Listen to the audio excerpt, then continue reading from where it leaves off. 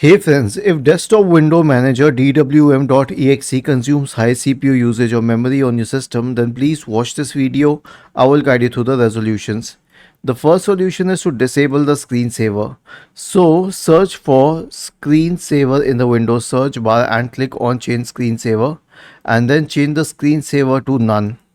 In my case, it was already none. Click on OK. The second is to adjust the system for best performance. Search for performance in the Windows search bar and select adjust the appearance and performance of Windows. Select adjust the system for best performance. Click on apply and then on OK. The next solution is a clean boot.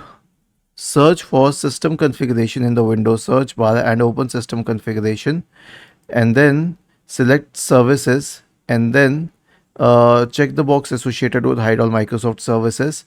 If any other service is checked, click on disable all, click on apply and then on OK and then restart your system. The next solution is a disk cleanup.